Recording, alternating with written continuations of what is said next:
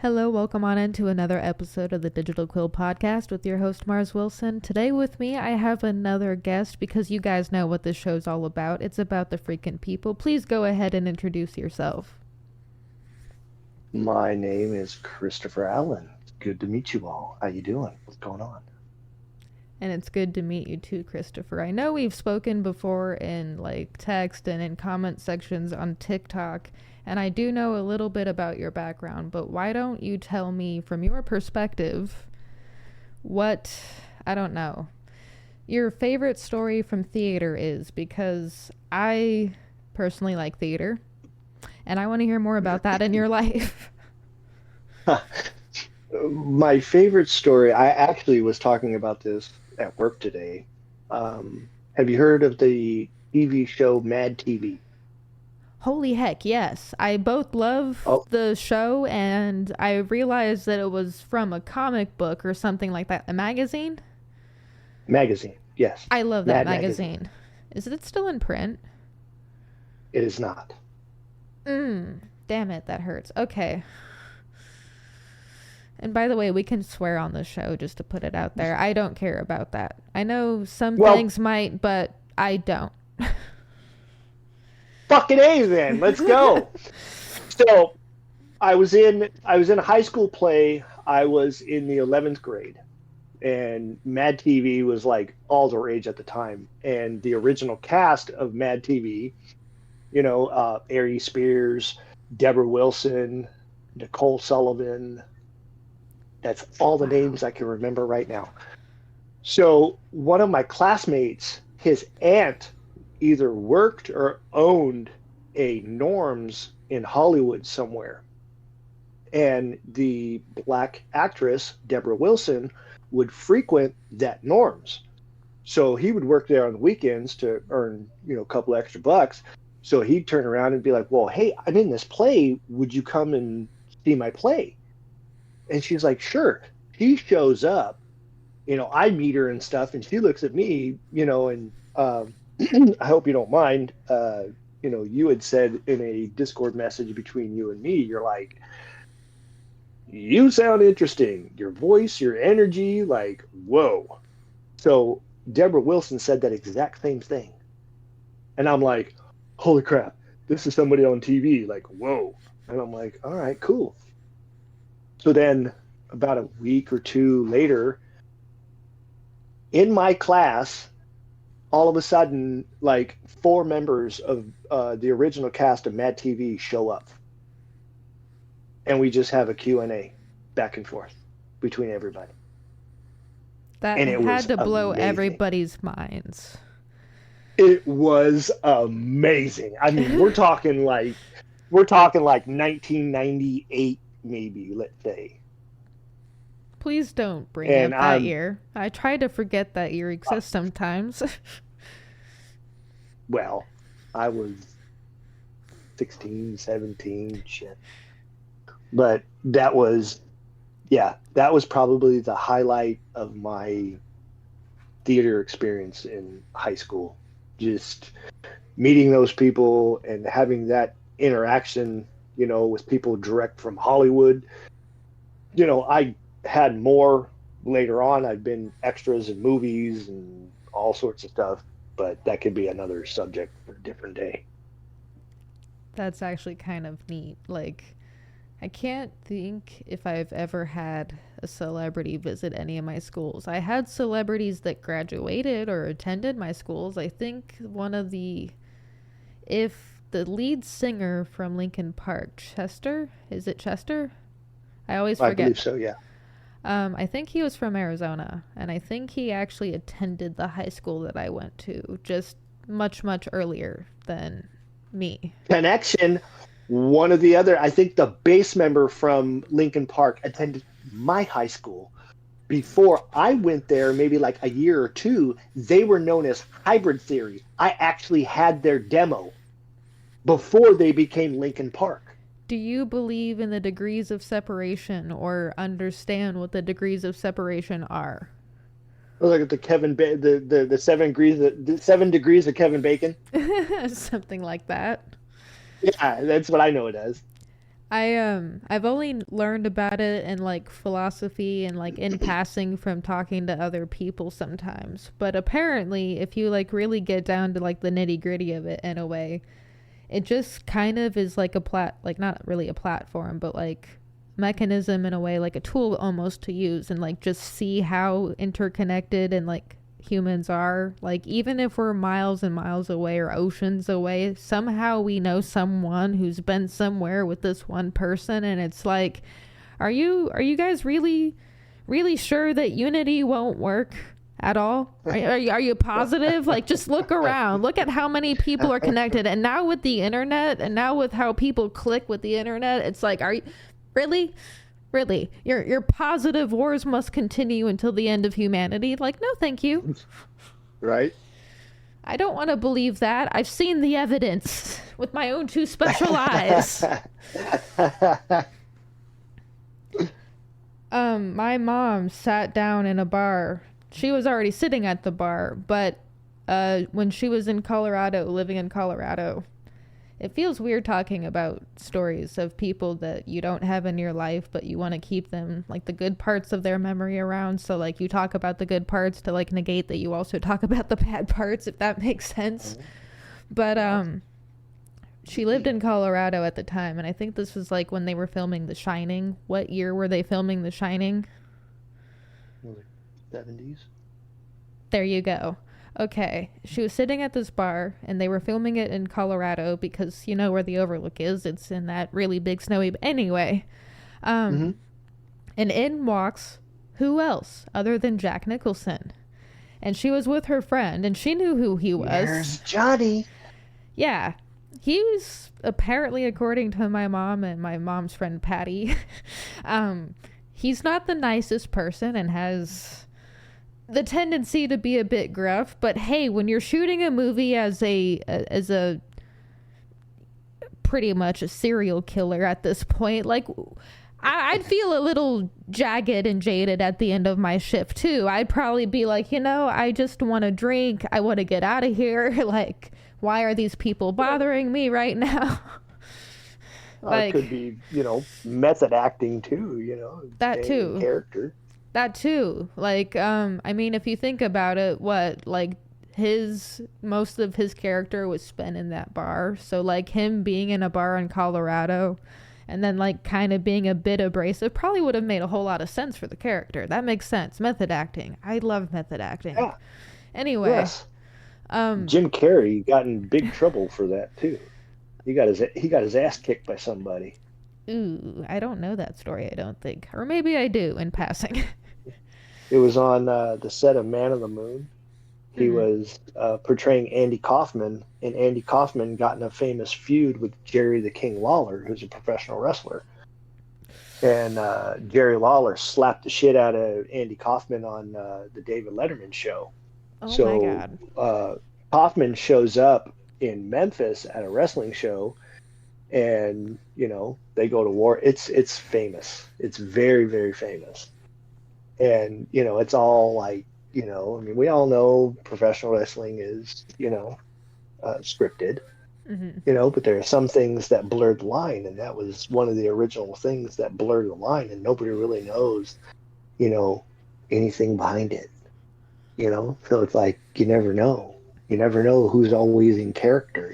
So Jack Nicholson could have just totally been in character and just been a dick, and it's just like the method acting. And when Jim Carrey thought, he was big shit and he was staying in character as Andy Kaufman talking shit to Jerry Lawler, and Lawler turned around and slapped the shit out of Jim Carrey, just like he did Kaufman, because he was like, you're not going to talk shit to me. Nice. And, and even people on set were very unhappy about his conduct. I mean, that makes sense, but at the same time, like, did anybody die? No, nobody died. Somebody, Jim Carrey just got hurt.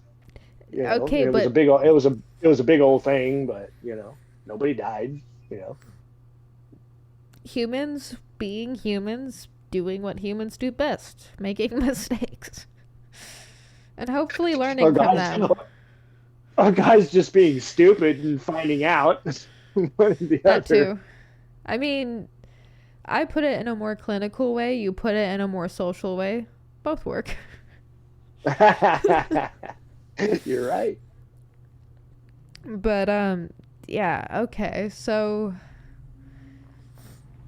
wrestling is a big thing for you. Yes or no? I forget if we've talked about that in voice chat. Huge. Okay. What era of wrestling? Because according to a very recent-ish movie called The Marks with Jonathan Fariels, there are a lot of different eras of wrestling. 90s There might are. be the best. Agree or disagree? I'll disagree. Okay. What's your favorite era of the wrestling universe? Okay, well, my favorite era has to be the Attitude Era, which was the late 90s. Okay. But I grew up in the Golden Era, which was the 80s. Hulk Hogan, Ultimate Warrior, all that, right? And then Mm-hmm. progressed into the 90s, got super huge, and then kind of took a turn for a while. And then late 90s, Attitude Era, Stone Cold Steve Austin, Shawn Michaels, all that, Bret Hart, coming up. And it is what it is now. It's I've got, I went to pro wrestling school right after high school. I know a lot of people in the business, guys that are in Japan now, guys that are in various places, and I cheer for their success, and I see them and I'm just like, man, that is wonderful to see them get to where they got or where they are now. I like to call watching people's experiences living vicariously because, like, as much as it would be cool to live every single experience, it's not entirely possible. So at some point, you kind of have to be like, good for you, man. I'm glad I get to watch you Right? do that shit. Right? Like I'm a huge fan of Japanese wrestling, and there's a guy I went to wrestling school with, and he goes over there and dudes, back then he wasn't, sorry, bro, if you like ever hear this podcast, my bad. But when we went to wrestling school, he wasn't big and bulky. Now he's rough and tough. I'm like, dude, you are gigantic. Like, good for you, man. And he's out there doing his thing, and I'm like super happy for him. Among others that I've met and crossed paths with, and you know, it's it's a cool thing. I was really glad that I had my journey, and had my cup of coffee in the business, as they say. What path did you end up taking after high school for yourself? Like, what was your I journey like in your college years? Young adult There was college no years. college. There was no college years. It was straight into pro wrestling, and I did that for a while, and got into a lot of trouble, a lot of substances, and um, then When you met say my. substances, are you comfortable talking about that? Because I have What stories. what do you want to know? I mean, we were snorting and drinking and smoking, and the only thing I didn't do was shoot anything. That was the only damn thing I didn't do, and I refused. But we were out there doing our thing, and then the pro wrestling thing really didn't you know turn God. out the way I wanted to. Oh man, I forget. Sometimes some of those worlds have like a lot of like I wouldn't necessarily say problems, but like heavy drug usage and stuff. Like heavy. You'll hear you'll hear that they'll say, like, being in a professional wrestling ring and doing the bumping and all the things they do is like equivalent to being in a car crash. Jeez. Because those rings, they're made out of wood and steel, and your body is flesh and bone. Your body can only take so much. That would almost make sense why it's such a popular thing, so to speak. Because Such in my case, that's where, my body said, enough. You can't handle it anymore. And then I, you know, started to have seizures out of nowhere, and they still don't know why. And I'm on medication for them, and it's well controlled. Thank you, Lord. And that's where I stand. That was my journey, and that was my end. with your I tried to do seizures, camera work. sorry, go ahead. I tried to do camera work and still be a part of the business, but life took me in another direction. After having, after ex-wife had the kid, and, all that, and I was like, okay, this is my life now. That's You right. know. You ended up becoming a dad at some point in your journey. hmm I sometimes forget But people that was have kids because I'm not a parent yet myself, but then my best friend will text me about her children's stories and I'm like, "Oh yeah, that's right. There are people with children in the world. I need to remember that." yeah, When did you say you became a father? I feel like you were about to say that or something akin to that. 2012. Okay.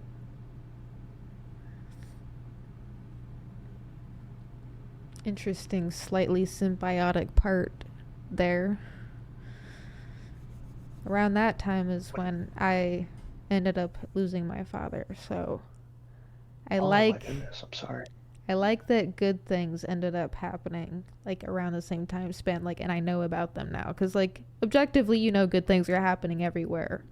But sometimes Right. it's hard to remember, like, unless someone tells you, like, oh yeah, by the way, at this time frame I got a promotion, like that kind of thing. Like, you don't know until you know. But yeah, you became a dad in 2012. That's awesome. Yeah. Nice. Okay. For our listeners who are dads and our friends who are dads, what would you say fatherhood taught you? Patience. Patience.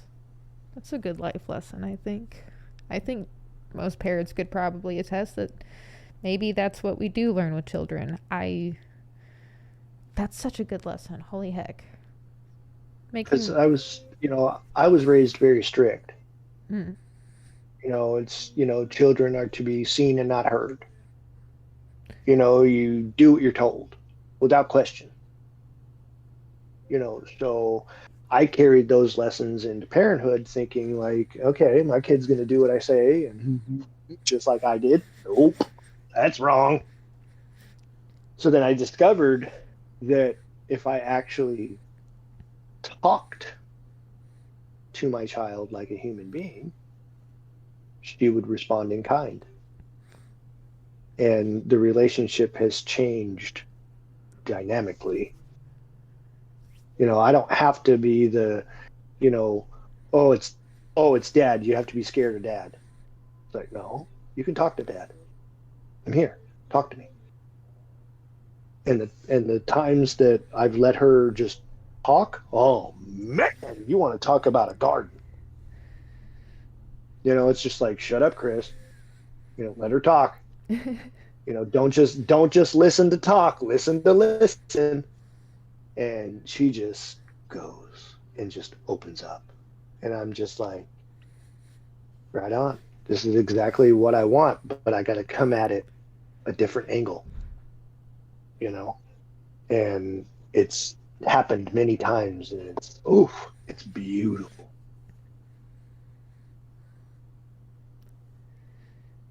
I like that you're kind of learning that practice. It's never like the art of talking with her and like being able to talk with her that way, cuz like that's I hear a lot of people expressing that kind of situation in a way and like coming from the background of children were seen and not heard, which to me is like a mentality that children are accessories, which is not what children are. They're little people in a very big world, and there are going to be bigger people in a very big world.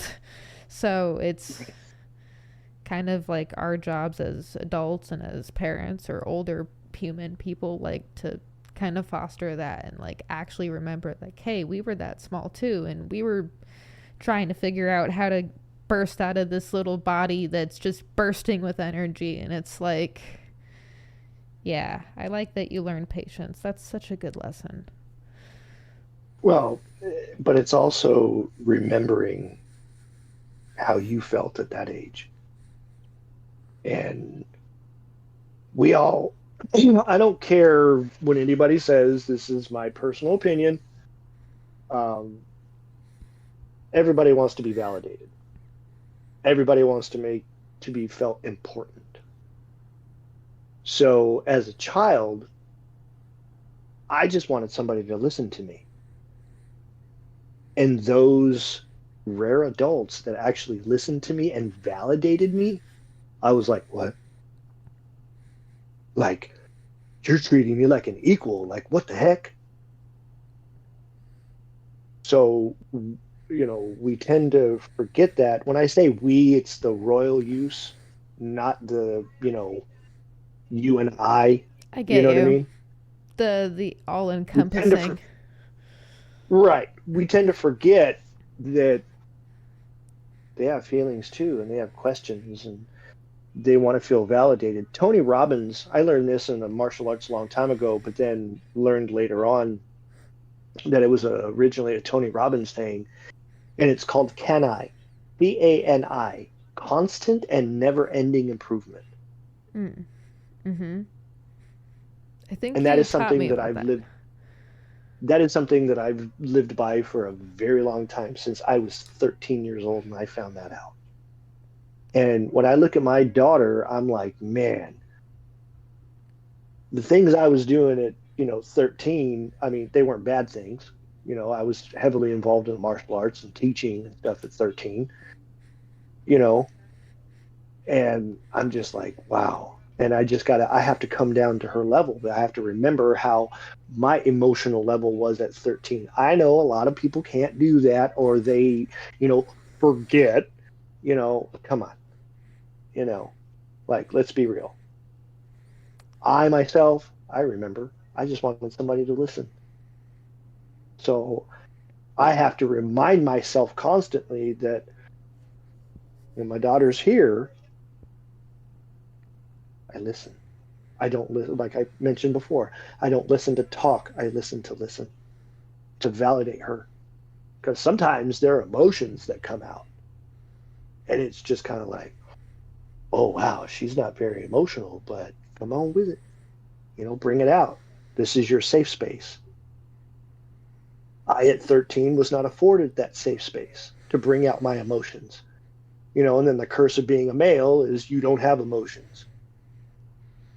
But being a sensitive guy, I had emotions, and I still do. And that's just who I am, and a part of who I am, and I accepted that a long time ago. And I don't care what anybody says about it. If they want to say that I'm too emotional, oh well, you just can't handle it, and that's not my problem. That's something that needs to be promoted more. Men are allowed to be emotional. Men are allowed to cry. Men are allowed to have feelings. Period. Men are allowed to be That human. would and that would also help their relationship with their children, especially their daughters, because females are sensitive. So if the males drop the bravado and come to their kids' level, in my personal sense, come to my daughter's level and go, hey, you remember where you were at 13, but she's a 13-year-old female going through stuff. So chill out. Don't be such a totalitarian. Don't police the emotions. Or try to, I guess. Like, that's like the mindset that I think people fall into, is when it comes to the listening to not listen, if that makes sense.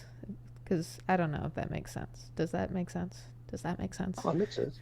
Okay. It makes sense. I always have so many pistons firing in so many ways, especially when people are talking to me about their ideas and like their stories and their lives.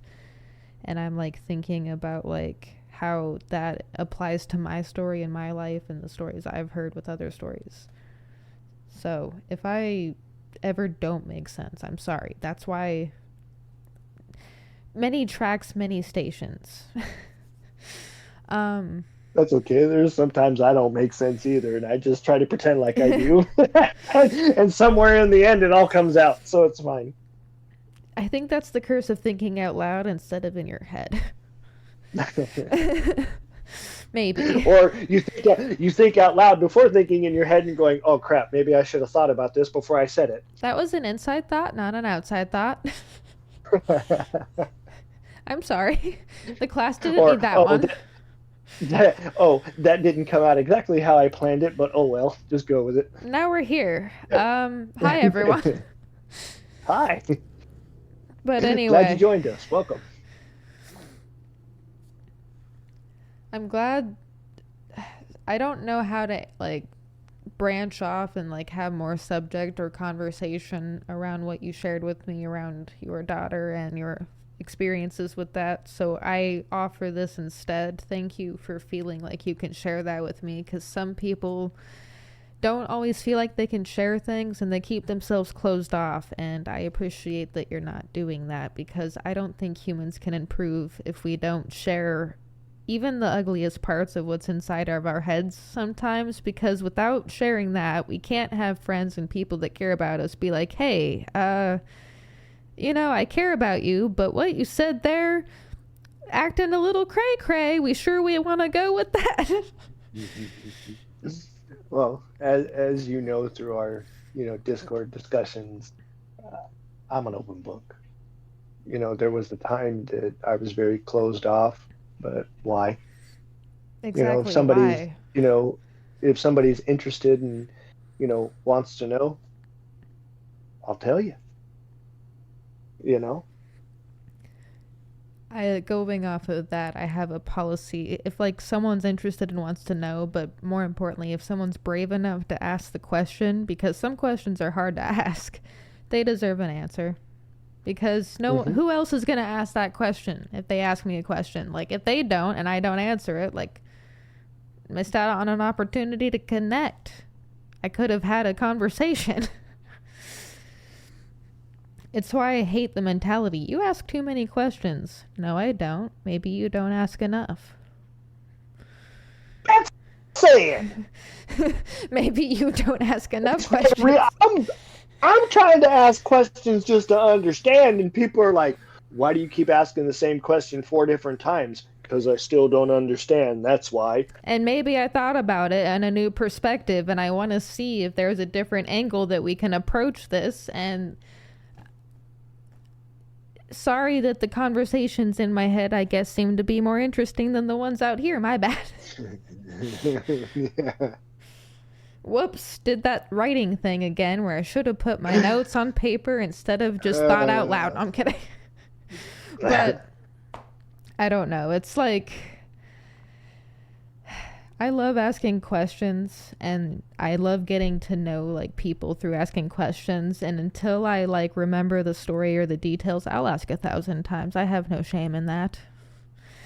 I'm going to ask the same damn question 1,000 times until I understand. And if you don't like that, just say I can't answer this right now, and I'll be like, all right, word. I will work with what I've got right now. Like, thank you for telling me. I'll work with what I understand. Like, thank you for at least telling me that. But right? Anyway, it's like I've had a really long day, and getting that notification earlier while trying to set up after having the hassle of trying to find my freaking notifications where I have my writing meeting in like an hour or so, I'm just like, I don't know where my brain is right now. I'm so sorry I can't contribute more to this conversation. I know for a fact you're going to be on next week, but what should we add in the description for you as far as links and stuff? What are you doing online these days? What are you doing in your day-to-day? My day-to-day, I wake up super early, work my ass off, come home, try to post some funny TikTok stuff and just work through the rest of my day and try to relax and go to sleep and just repeat the next day. I try my best to just be active on TikTok, but it's just more of a social thing, a kind of a creative outlet, I guess, from time to time. Because I would, as my, description, the Master Rasputin, I'm a big Doctor Who fan, and the Master's kind of like the villain to the Doctor Who, the hero, right? And he had morphed into, Rasputin, and, the beard's real, and, I grew it out, and I'd cosplay as him, and I've been going to this Doctor Who convention in Los Angeles for the last 9 years. This year is going to be my last year. I'm just kind of done with it all and want to explore different things. I'd actually rather travel and experience this United States versus staying local, venturing out, crawling out of my hole, So that's, the long and short of it, yeah, I try to stay active on TikTok, but I'm starting to kind of branch out and do other stuff for myself, like, personal growth. You know what I mean? Yes. Now, correct me if I'm wrong. I might be. This might be entirely off topic and entirely so far from the shore of this, you'll probably hate me. But no. You do believe that online social stuff can be used as a way to gather community. It's just not a replacement for the in-person stuff. So like if you make friends with people online, try to meet your online friends. Yes or no? Oh, completely. There's a lady who I was good friends with on TikTok.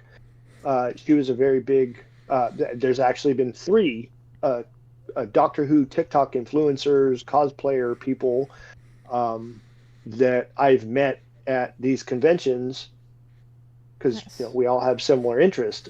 And the one lady, she was from Chicago, and I told her about the convention here in Los Angeles, and she flew out with me and said, "Well, would you mind if I shared a room with you?" And I was like, "Yeah, that's fine." She goes, we'll split the cost or whatever. And I'm like, okay, and I wanted to make her feel as comfortable as possible and be a gentleman and stuff and not be like a freaking weirdo, because it's like young girls flying from Chicago out to LA to, go to this convention, but she's sharing a room with a dude she doesn't even know. So like, hey, Chris, don't be a damn creep. You know what I mean? Like, be cool. And, we've had a beautiful friendship ever since. She got married to her fiance of 10 years, and she just recently moved to England because that's where he resides, and she wanted to go over there. So yeah, I'm totally aware of that and into that. There's also a girl that we had met in some like MSN chat, back in the 2000s, and we're still friends to this day. Nice. And they even ask like how did we even become friends? And then I'll remind them, and they're just like, what the heck? So yeah, I have quite a few, even though some of the people I haven't met in person, but I mean, ultimately that's the goal. It's like, let's meet and have a cup of coffee. I have a question now, and it just dawned on me. There may be a possibility you've known me longer than I think you've known me. When did you start following me on TikTok? And when did I start following? When did we start knowing of each other's presences on TikTok? Honestly, I couldn't even tell you. Interesting. So, okay. Well, when did you join? Yeah, I would honestly, I'd have to look it up. 2018. Does that sound correct, or 2019? Because 2018 is when I joined. I think it had been out about a year at that point. One of the other, a friend at work had turned me on to it, and I was like, oh, okay. And then, it took me the longest time to figure out how to create videos and stuff. And, when you turn around and you start scrolling TikTok and you see some, cute people, and you're like, hey, you're cute, you're fun, I'm going to follow you. All right. And full transparency, that's what happened in my case. And then you followed back, and like a little boy, I was like, is he following me back? Holy shit. And here we are. Well, thank you for definitely being a part of my journey thus far, because if it wasn't for people who end up becoming friends, like, it's kind of wild how the internet works. And if you like take away the cookie cutter influencer garbage, because that's not exactly what I want to be. I'm a writer first and foremost, and then everything else after that. Like, if my friends can't help me sell a few thousand books to people that aren't just my friends, I need to find better friends. No, I'm kidding. I need to work a little harder. But like, I'm not trying to influence the masses. Like, I'm not trying to influence the masses with my public speaking or my writing. Like, I just love words, and I just love people, and I just love storytelling. My bad. But I know the territory. I might accidentally cause a cult following. I don't know if you've seen the Wash Your Rice Man, the Angry Mulan Man. But apparently recently he created, on accident, it wasn't his fault, he actually has no part in it, a cult following of himself. And apparently there's a church now too. I don't want that. No one create that. I need your help, Christopher. If anyone helps me, or if anyone creates that, don't let them. Hey, you've got a secret ninja behind you. I got you. Don't worry. I'll be on the case. That's exactly why I'm asking you, because you have the training necessary. There we go. No Church of the Digital Quill over here, okay? You're going to have to deal with me. It's just people doing people things, because that's what we need more of. People conversating and people being people. I don't know if we've noticed, but society doesn't exactly do good things right now for any of us.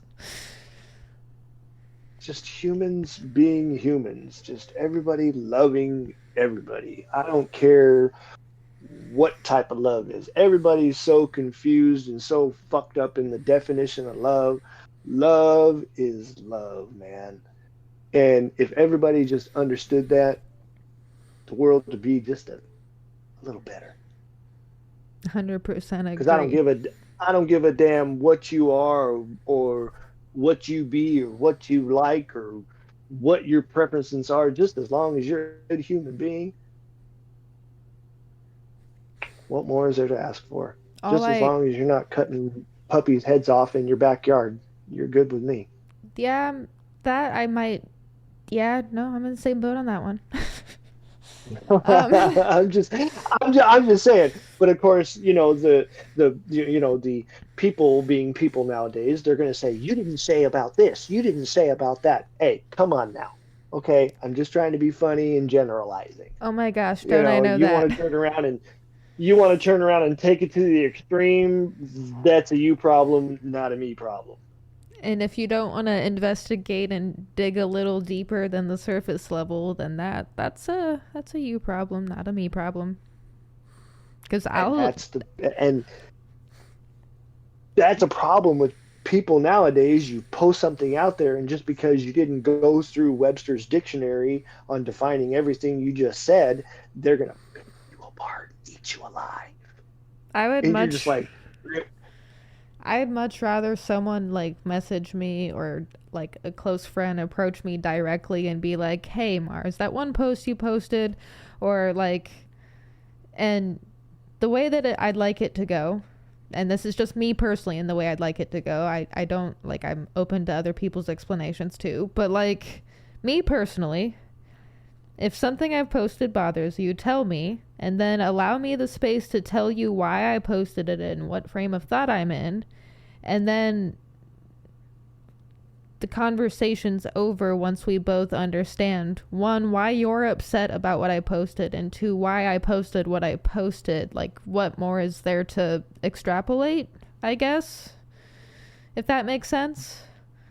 Like, we held space for your feelings over the post I posted, and then we held space for why I posted the post and why I thought what I thought while I was posting the post. And does that make sense? It makes absolute sense, but then there are always those people that'll get offended by anything, even if you were to turn around and justify yourself to the best of your ability. So, in the words of the immortal professional wrestler New Jack, if what I say offends you and you get offended, you're meant to be offended. In other words, a simplified version, I guess if the shoe fits. Basically. Because there are people out there in this world that just live to be offended. And there's nothing you can say in order to quench their thirst for blood. And they want your blood, so they go after you, and you're just like, you know what, I give up. If you get offended if you get offended about something that I say, and if my defense does not come to an understanding, if we can't agree to disagree, then I'm sorry. Not my fault you got offended. Period. That is a very controversial subject, nowadays, but I've been through. Not to cut you off, but eventually we're going to have to end it here. But Gotcha. From being and having the experience of like being offended myself and stuff, because there was a time, I mean, I was diagnosed autistic when I was 2, and one of the main things that anyone reads when they're self-diagnosing themselves with autism is that people with that kind of like level of diagnosis have this, like rule following kind of mentality. Like, it's really hard to get them to like swing. I don't know. I'm not going to be able to explain it well in the time allotted because, like, 1, I'm tired, and 2, I don't have a lot of time, and 3, there's a lot of rabbit holes and a lot of other information that I have to add into the pool of this information. So we're just going to make it sound bad right now. Whatever. But anyway, it's like,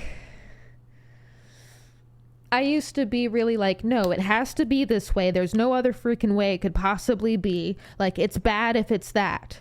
It's bad if it's that. And I'm like, no room for reasoning. And then one day I was like, wait a minute, why am I like that? Like, why is it bad if it's that? And I started listening to other people's viewpoints, and I'm like, okay, now hold on. Maybe I'm the problem. Maybe instead of jumping to the conclusion that everything is out to rock my boat, I should be like, okay, why am I upset right now? Why does this make me upset? This is my problem to work through. If I have a problem with someone else, I should talk to them about that. And if I can't resolve it with them, I have to resolve it on my own. And that's unfortunate but true sometimes, I guess. If that makes any sense. It makes absolute sense. Being human is sometimes weird and sometimes hard, and that's why, like, I hope by doing this show and like having these conversations and like conversations that we would have in like voice messages or text anyway, like recorded, like maybe it'll bring a modern version of like sitting around the campfire after the harvest or something, and everyone's talking about, I don't know, the cow jumping over the moon.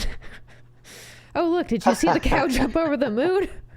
But anyway, I think these days it would be a UFO, but hey, whatever. Right. Hey, did you see that? But also it could also be a form of, just therapy between people. You get enough different people on here and have different point of views and different conversations and stuff, and just vibe with, different humans, and realize that you can coexist together. And yeah, we have different ideals and different things, but we have something in common. We're all human and we love each other and we have a respect for each other. So let's just roll on. And we want ourselves and our people to be able to live how we want to live without our freedom or free will being, I guess, impeached upon, if that makes sense. Impeded. Yes. One of those M Yes. words. Again, I am Just pick tired, one. so I don't sound smart. But I have to admit, while I have enjoyed this conversation and I am excited to have you on again as soon as possible because we'll have more time, I can't believe I double booked things. Of course I can, actually. I love booking things. Living to schedule things is my everyday. But There you go. it's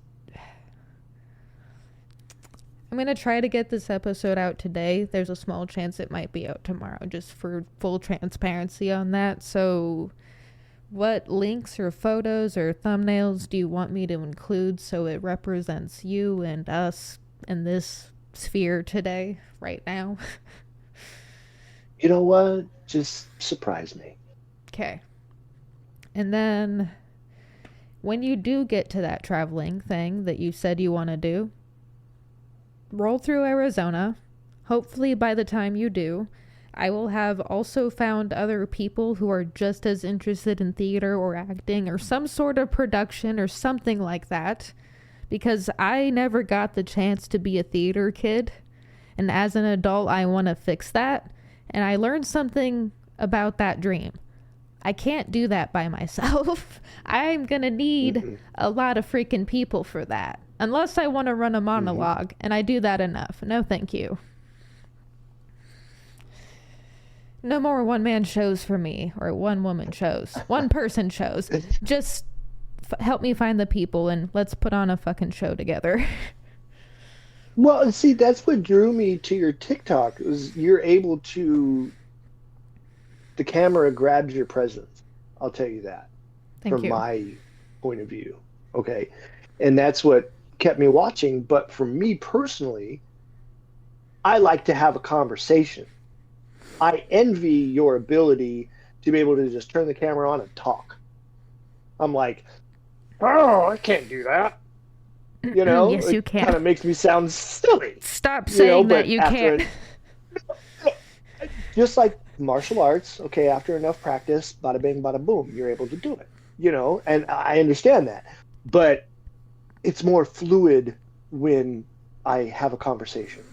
And you affording me this opportunity, I eternally thank you. You know what? You like TikTok, and do you have a hard time coming up with content ideas? No, I find stuff all the time, especially with the CapCut app now. I'm kind of currently obsessed with that. If you and I do just come feel up with stuff. God, no, Mars, just ask for help like a normal person. Don't beat around the bush like you normally do. There you You're go. trying to work Come on on now. this. Come on. Spit it out. I've been wanting to try to get like more of my content seen by people because I like my motivational messages and stuff in my TikToks.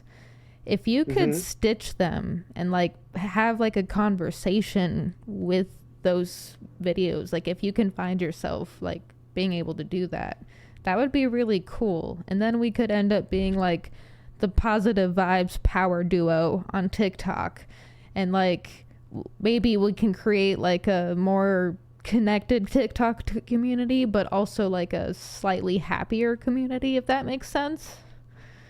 So check it out. That gives me a total new purpose now. So I can turn around, I get home, I can turn around and cruise your TikToks and stuff and find the ones I want to stitch. Do one a day. Easy. That would help you with creating content for the content machine, plus help me with finding more audience. I think it's a win-win. There you go. Okay. Well, thank you for sitting with me and walking me or with me on that, because me asking for things is still a work in progress. I hate it. That's all right. You know, the longest journey of 1,000 steps starts with the first one. And then by the time you're at 10, you're like, man, I'm tired. Let's go back. No, don't go back because you got to take 10 steps back. So you might as well just keep going forward. Can I at least sit on the 10th step for a moment? I did good today. Sure. You can sit as long as you want, but you gotta complete the journey. So come on. You already started. So here we go. Well, I appreciate that. Thank you, Christopher. Again, this will probably be out today. I do have to get running because I have to use the restroom myself, and then I have to figure out where and how my writing community wants to meet, because these humans got me through some tough freaking times. I tell you what, man, I don't want to disappoint them. There you go. Got to keep your community supported. 100%. Thank you for joining me. I will see you next week, and I will message you with the link to this, and you know what? I'll just tell you this stuff after we're done recording. How about this? Thank you all for joining us on this wonderful episode of the Digital Quill with Christopher and Mars. This was a fun episode. We'll have another one very soon. Any signing or parting words for our viewers and friends?